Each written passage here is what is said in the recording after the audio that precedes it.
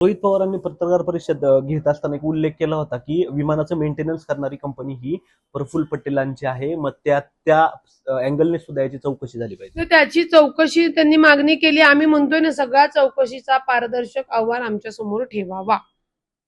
जेव्हा तो आमच्या समोर येईल त्यानंतर आम्ही त्याच्यावर व्यक्त आमची कृती ही ते समोर आल्यानंतर असेल.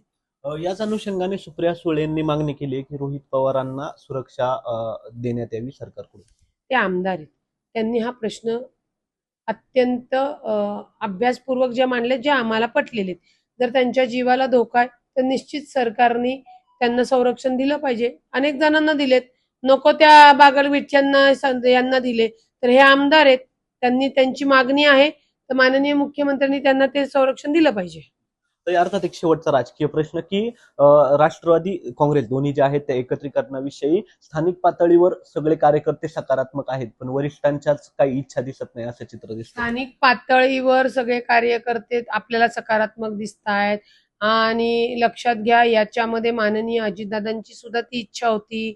आज अजितदादा आपल्यामध्ये नाही आहेत, त्यामुळे हा सर्वस्वी अधिकार सुनेत्रा वहिनी अजितदादा पवार यांच्याकडे आहेत आणि त्या योग्य निर्णय घेतील ही आम्हा सर्व राष्ट्रवादीच्या कार्यकर्त्यांना खात्री आहे. राष्ट्रवादी काँग्रेस अजित पवार गटाच्या काही वरिष्ठ नेत्यांची, सुनेत्रा पवार सोडून काही वरिष्ठ नेत्यांची इच्छा नाहीये एकत्रीकरणाची, ही यात काही तथ्य वाटते आपल्याला?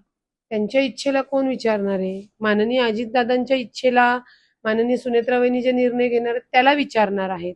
त्याच्यामुळे कोणाची इच्छा नसावी असावी यापेक्षा पक्षाचे जे राष्ट्रीय अध्यक्ष आहेत त्यांच्या पक्षामध्ये त्यांच्या ज्या सुनेत्रा वहिनी आहेत, त्याच्यानंतर इतर आमदार आहेत, कार्यकर्ते आहेत, सर्व सेलचे पदाधिकारी आहेत, त्याच्यावर चालणार ना. पक्ष हा लोकशाहीनी चालणारा, राष्ट्रवादी काँग्रेस पक्ष हा लोकशाहीनी चालणारा पक्ष आहे.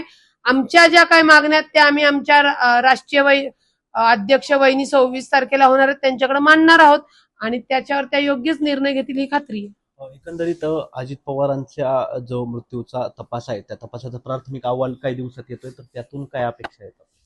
त्यातनं सत्य अपेक्षित आहे आणि सत्यच यंत्रणेने आणि सगळ्या लोकांनी म्हणजे जी काही संबंधित मंडळी अधिकारी त्यांनी द्यावं. कारण का जर त्यांनी चुकीचं काही दिलं तर रोहित पवारांनी मला वाटतं जवळजवळ 60% सत्य तर समोर आणलेलं आहे.